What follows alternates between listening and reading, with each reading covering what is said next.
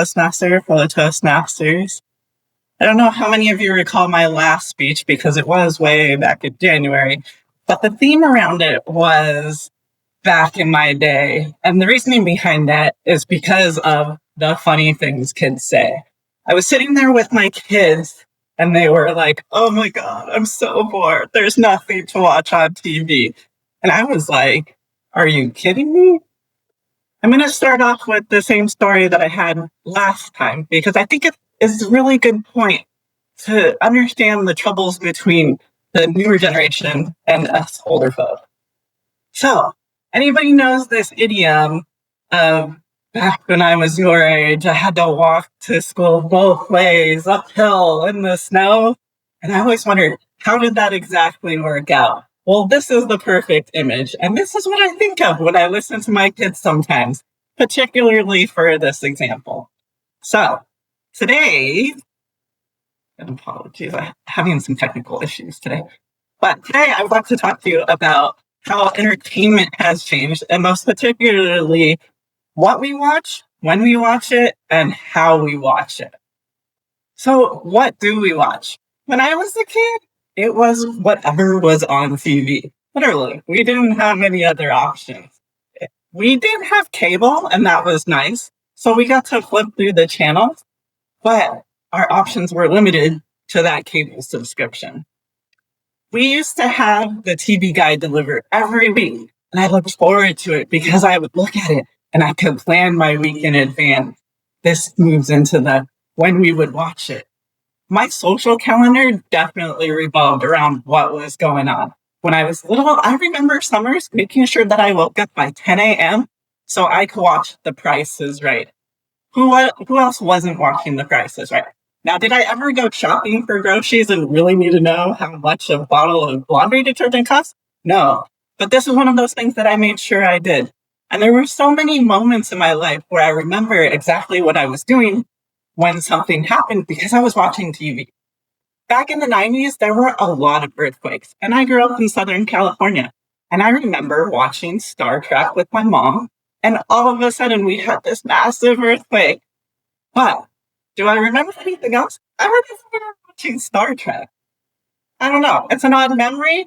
You would think I would be more concerned about what was going on, the earthquake. No, all I remember is our show got interrupted, and we probably weren't going to see it for another week because who knows when the reruns would happen. Well, in the 90s, they also came up with these block party themes, which was great.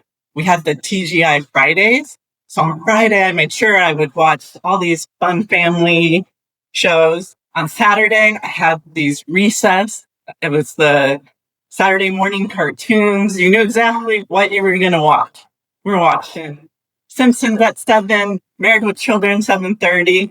Maybe as I got older, it was Jeopardy and then Wheel of Fortune. But again, everything revolved around what was on cable, and that determined when we would watch it. Today, you think, would I watch a 10-hour movie? No. But would I binge watch 10 episodes of a 1-hour show? Probably. And the reasoning for that is I get to choose now what I want to watch. I have all these options and all these streaming services that apparently I can probably narrow it down and not have the soaring costs for entertainment because I can only watch so much. Which leads into that how we watched it. My kids are always, "Oh, another commercial." And apparently I've got them saying stinking ads. But the thing is we had no choice before. Commercials were important. That was when we went to the bathroom. That was when I did my homework. Commercials were important. Today, even we transitioned from that to the TiVo. So I could pause it and then fast forward through the commercials so that I wouldn't miss anything, but I could still go do something. Now, as these programs keep coming back, we have to keep paying more to get rid of the ads because the ads are coming back. They need their money.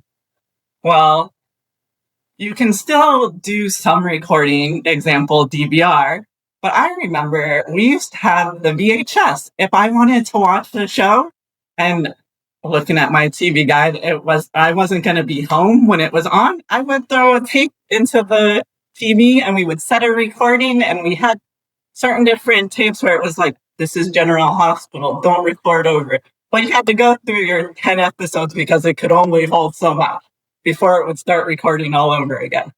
We had those tapes. Now my children have an excuse of what they're gonna watch, or when they're gonna watch it, or how they're gonna watch it.